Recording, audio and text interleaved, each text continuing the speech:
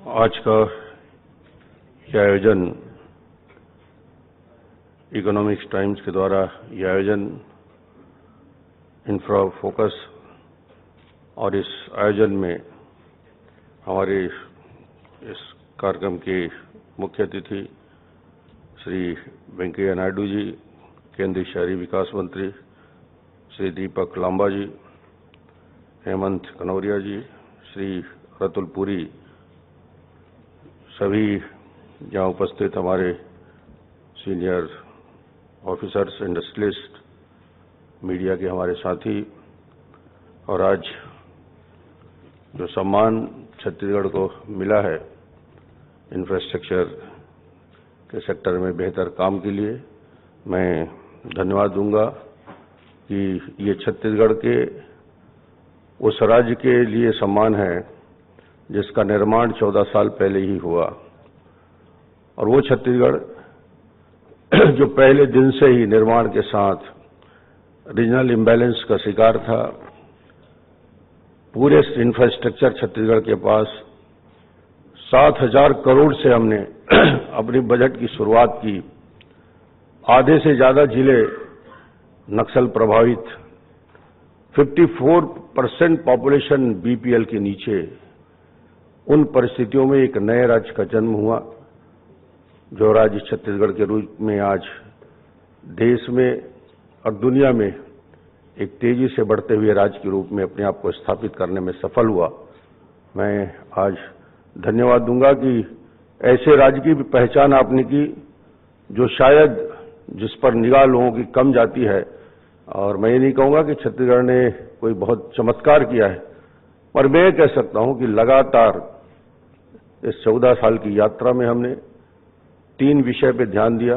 वित्तीय अनुशासन, काम के साथ साथ एक लंबी कार्य योजना, विजन 2020 पे हमने काम शुरू किया और उसके लिए कार्य योजना बनाई। मैं जानता हूं कि छत्तीसगढ़ जैसा राज्य जिसने बजट ही बहुत कम से शुरू की थी, 2014 आते आते आज हम 60,000 करोड़ तक पहुंचे हैं।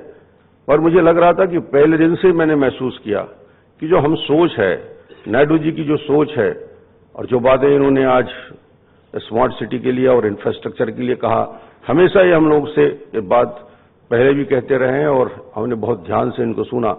ये पहले दिन से हमारे सामने चुनौती थी, क्या छत्तीसगढ़ जैसा राज्य अपने लिमिटेड रिसोर्स से लेकर देश के दूसरे राज्यों के मुकाबले खड़ा हो पाएगा? आने वाले 10 साल, 20 साल, 30 साल कितना वक्त लगेगा जब हम कह सकेंगे छत्तीसगढ़ बाकी राज्यों के बराबर और आगे बढ़ गया? क्योंकि road connectivity, railway connectivity, irrigation की फैसिलिटी नेशनल एवरेज से जस्ट 1/3, 1/3 से हमने शुरुआत किया।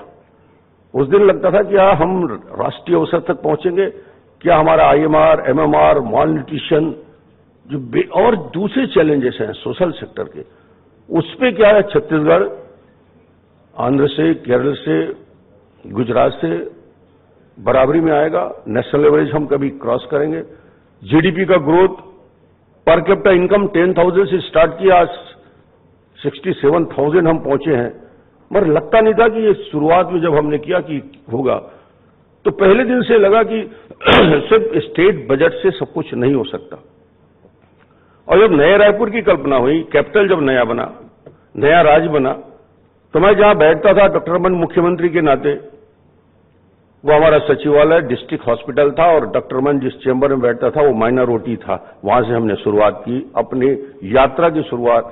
मुझे लगता था कि ये क्या छत्तीसगढ़ का कैपिटल बनने के बाद क्या हम आने वाले 5 साल 10 साल में एक बेहतर कैपिटल बना सकते हैं जो वर्ल्ड क्लास हो, जो स्मार्ट सिटी के रूप में जिसका विकसित हो, जिसमें ऑल कनेक्टिविटी हम दे सकें, जिसमें दुनिया के लोग आके देख सकें कि ये छत्तीसगढ़ है और ये छत्तीसगढ़ का कैपिटल है। इसकी शुरुआत हमने की पैसे नहीं, मुझे मालूम था दिल्ली से पैसे मिलना नहीं है, फिर हमने योजना बनाई और आज मैं कह सकता हूं कि 8,000 हेक्टेयर में हमने नया रायपुर की कल्पना को साकार कर दिया है और सेक्रेटरीट, डायरेक्टरेट की बिल्डिंग हमारी बन के तैयार हो गई है। वर्ल्ड क्लास इंफ्रास्ट्रक्चर हमने उस पर तैयार कर दिया है। कनेक्टिविटी न सिर्फ एक कनेक्टिविटी, हमने न सिर्फ सड़क से 3 तरफ से जोड़ा है, 6 लेन सड़क से, हमने उसको रेल से जोड़ा है, रेलवे कनेक्टिविटी। उसको हमने एयरपोर्ट से लगा हुआ है, बिल्कुल नजदीक है, एयर कनेक्टिविटी उस पर। हमने सारा सिस्टम, जैसे स्मार्ट सिटी की कल्पना माननीय नायडू जी ने किया कि कैसा शहर हो, विकसित शहर, कैसा कैपिटल हो, हमने वो सारी सुविधाएं वहां पे दी। कोई चीज आपको जमीन के ऊपर नहीं दिखेगा। हमारे पावर भी अंडरग्राउंड हमने वो किया, टेलीफोन के कनेक्शन भी अंडरग्राउंड सारे लाइन किए, सीवेज सिस्टम बेहतर बनाया, करीब करीब 30 से 40 वाटर बॉडीज को डेवलप किया, जंगल सफारी, बॉटनिकल गार्डन, उसके साथ एक इंटरनेशनल स्टेडियम जिसमें आज मैच आप देख रहे होंगे। हिंदुस्तान के 4 बड़े स्टेडियम में एक स्टेडियम का निर्माण किया, नेशनल इंस्टीट्यूट वहां पे लाया, आईटी के सेक्टर के लिए काम किया, हाउसिंग सेक्टर में बड़ा काम हो रहा है, 10,000 से ज्यादा मकान बन के तैयार हो गए, नेशनल लॉ यूनिवर्सिटी वहां पे आ गया, आईएम वहां पे आ रहा है, आईआईटी की हम तैयारी कर रहे हैं। वो सारा बेसिक इंफ्रास्ट्रक्चर।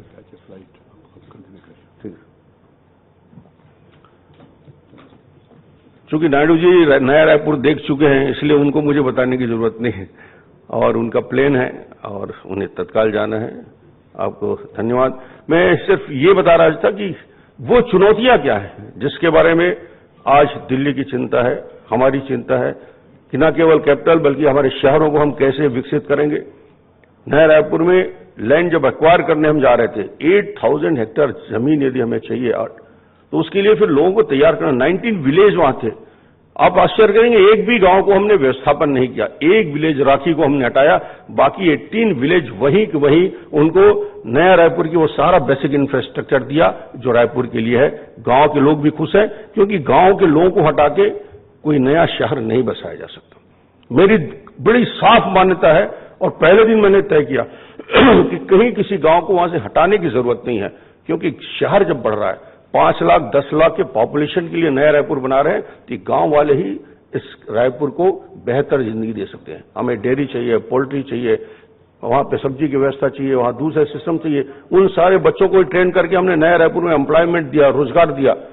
एक नया रायपुर के कंसेप्ट, यदि हम ये कहें कि आने वाले समय में हम 20,000 करोड़ खर्च करेंगे, और जिस दिन हम शुरुआत किए तो हमको कल्पना ही किए थे कि 4,000 5,000 करोड़ हम अभी इन्वेस्ट करके एक नया रायपुर का स्ट्रक्चर हमने कर दिया। अब वो रायपुर हमेशा के लिए बेहतरी के लिए तैयार है। इसमें बहुत सारी संभावनाएं हैं फ्यूचर के लिए।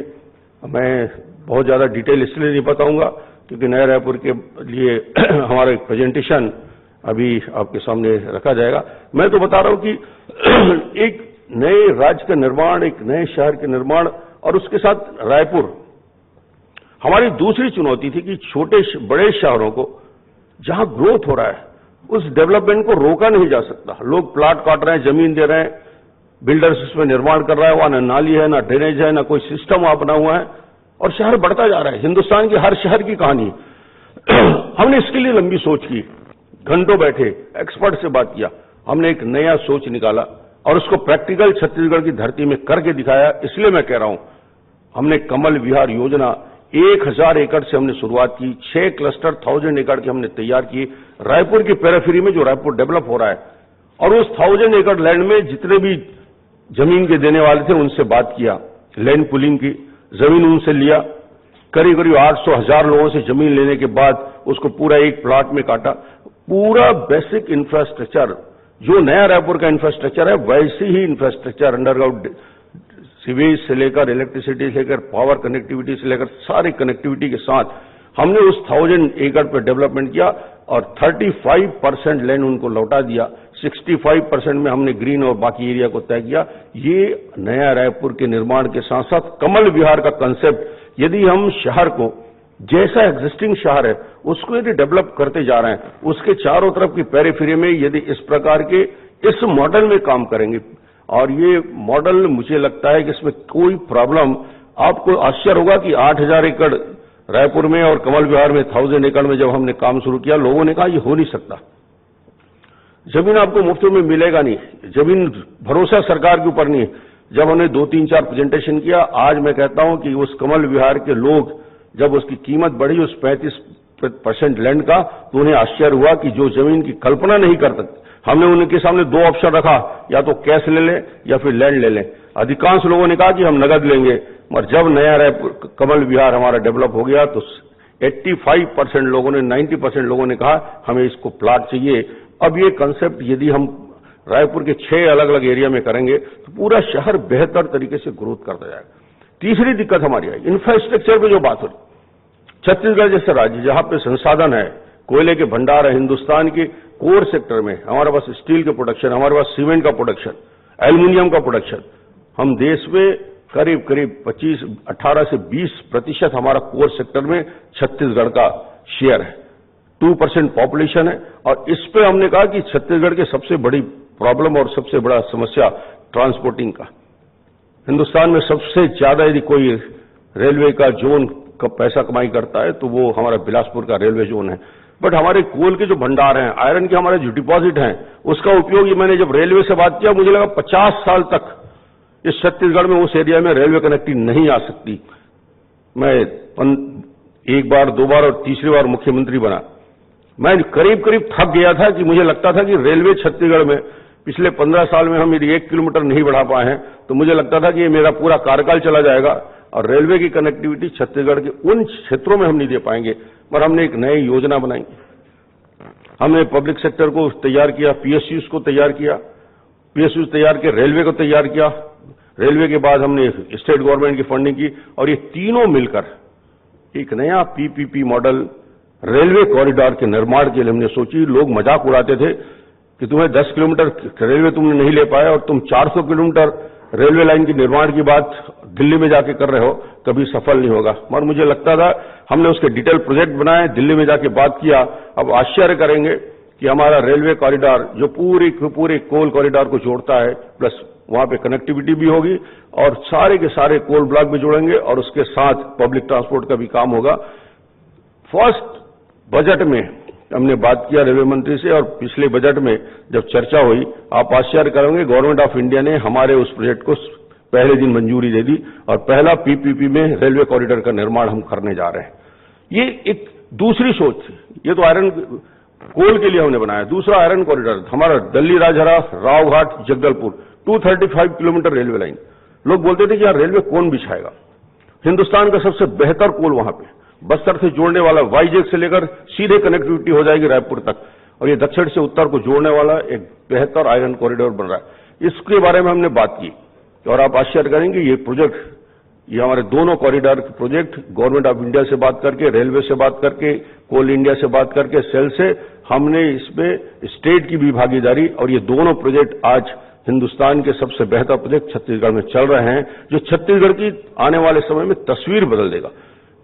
नेशनल हाईवे का डेवलपमेंट, शहर का विकास हो, और मुझे लगता है कि स्मार्ट सिटी का जो कंसेप्ट है, हमने इस बारे में बहुत कुछ सुना और माननीय नायडू जी ने बहुत कुछ बताया कि स्मार्ट सिटी हम किस प्रकार विकसित करना चाहते हैं। तो मुझे लगता है कि मूलभूत सुविधाएं नागरिकों को जब तक ना मिले, सबसे पहला जरूरी है कि वहां के रहने वाले गरीब लोगों के लिए, हम सब्सिडी का विरोध करते हैं मगर जब तक उस बीपीएल गरीब व्यक्ति के लिए शुद्ध पानी की व्यवस्था, उसके लिए बेहतर बिजली की व्यवस्था, उसके लिए बेहतर सफाई की व्यवस्था, इन तीनों सिस्टम को जोड़ते हुए सरकार की योजनाओं में उनको सम्मिलित नहीं किया जाएगा। प्लस आप किसी भी शहर की कल्पना करते हैं तो इकोनॉमिक वीकर सेक्शन को आपको निगाह से दूर नहीं कर सकते। हम पैसे वालों के लिए शहर नहीं बना रहे, हम आम हिंदुस्तानियों के लिए शहर बना रहे हैं। इसमें यदि हायर इनकम ग्रुप भी हो तो लोअर इनकम ग्रुप के लोग भी हो। इकोनॉमिक वीकर सेक्शन के लिए स्टेट ने पॉलिसी बनाई कि 15% जमीन हम उनके लिए देंगे, लोअर इनकम ग्रुप के लिए हम 10% जगह छोड़ेंगे। शहर का विकास होगा तो ये विकास इंटीग्रेटेड विकास, समन्वित विकास होगा जिसमें समाज की पूरे लोगों की भागीदारी होगी और जब ये भागीदारी होती है तो विकास में कहीं कमी नहीं आता। और आज मैं कह सकता हूं कि छत्तीसगढ़ जैसे राज्य, जब हम हिम्मत करते हैं, हम 50,000-60,000 करोड़ की बात करते हैं, मगर जब हम कार्य योजना बनाते हैं तो आने वाले समय में 10 साल का जो हमारा विकास होगा, हर साल 2 से 5 लाख करोड़ का इन्वेस्टमेंट छत्तीसगढ़ में होगा। तो छत्तीसगढ़ बेसिक जो दूसरे विकसित राज्य हैं उनकी श्रेणी में जा सकता है। ठीक है, हमारा जीडीपी का ग्रोथ 7.1 है, हमारा पर कैपिटा इनकम बेहतर हो गया है। आपको आश्चर्य होगा, जिसे पिछड़ा राज्य छत्तीसगढ़ कहा जाता है, जिस राज्य के बारे में कहा जाता है कि यहां भी डेवलपमेंट हुआ नहीं, और उस राज्य के लोग आज यदि पर कैपिटा पावर कंजम्पशन की मैं बात करूं तो हिंदुस्तान के बड़े बड़े शहरों में पर कैपिटा पावर कंजम्पशन जो है 800-900 यूनिट है और छत्तीसगढ़ में हिंदुस्तान में सबसे ज्यादा और बेहतर 1560 यूनिट पर कैप्टा पावर कंजम्पशन छत्तीसगढ़ में, यानी छत्तीसगढ़ के लोग बिजली का बेहतर उपयोग कर रहे हैं एग्रीकल्चर सेक्टर में, डोमेस्टिक सेक्टर में, और दूसरे हम 24 आवर पावर दे रहे हैं। हिंदुस्तान में कोई शहर ये कह नहीं सकता स्मार्ट सिटी के लिए जरूरी है कि 24 घंटे बिजली चाहिए। यदि पावर नहीं है तो कहां की स्मार्ट सिटी, पानी नहीं है तो कहां का स्मार्ट सिटी, इंफ्रास्ट्रक्चर यदि आपके पास नहीं तैयार है, ये सारे के सारे कंपोनेंट एक साथ चलेंगे उस शहर को जोड़ने के लिए। रेलवे कनेक्टिविटी आपको देना है, तो बेसिक लॉन्ग टर्म स्ट्रेटजी के साथ गवर्नमेंट ऑफ इंडिया के रेलवे की योजनाओं से ही सब कुछ नहीं होगा। इसके लिए भागीदारी मूलतः पब्लिक सेक्टर, प्राइवेट सेक्टर के पीएसयू के साथ हम जोड़ रहे हैं, प्लस गवर्नमेंट को भी ताकत के साथ आना पड़ेगा। लैंड हमको देने की जरूरत है और ऐसी पॉलिसी होनी चाहिए जिसपे लोगों को ये लगे कि हाँ उन्हें भी फायदा है, और इसके साथ पब्लिक को भी लगना चाहिए कि पब्लिक ट्रांसपोर्ट के लिए हम सिस्टम का विकास कर रहे हैं। मुझे लगता है बहुत सारी बातें बताने की जरूरत नहीं, हमारे प्रेजेंटेशन जब प्रेजेंट करेंगे तो आपको डिटेल जानकारी होगी। मैं तो धन्यवाद दूंगा कि छत्तीसगढ़ की पहचान आपने की और छत्तीसगढ़ को आपने आज यहाँ इंफ्रास्ट्रक्चर के लिए अवार्ड किया। हमारी कोशिश होगी कि छत्तीसगढ़ जिस तेजी के साथ विकास की दिशा में आगे बढ़ रहा है, आने वाला कल हमारा और बेहतर हो, और आपके साथ मिलकर हम हमेशा बात करते रहेंगे। आप सबकी उपस्थिति और मुझे यहाँ बुलाया गया, सम्मानित किया गया, बहुत बहुत धन्यवाद।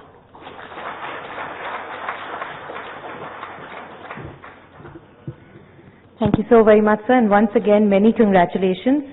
May I request all our dignitaries to please join us on the couches as a part of the audience. But may I request Dr. Singh to please stay on to felicitate our advisory board members.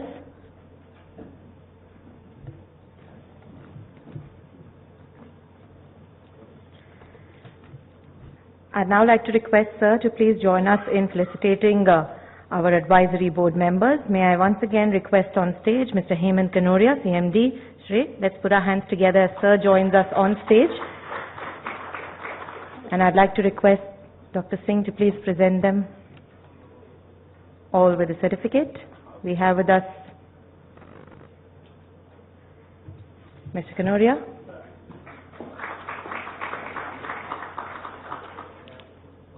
Thank you, sir. May I now request Mr. Vikramjit Roy, MD, Macquarie Environmental Solution, to please join us on stage.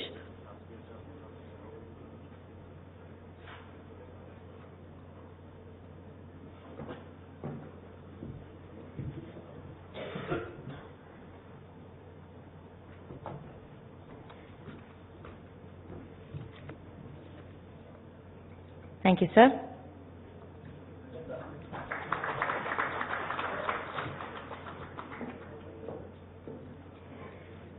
May I request Mr. Rakesh Marketkar, President, Bajaj Electricals, to please join us on stage.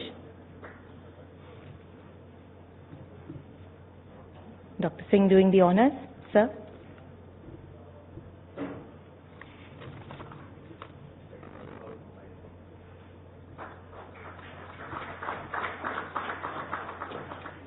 Congratulations. Thank you so very much, sir. May I invite you to be a part of the audience once again.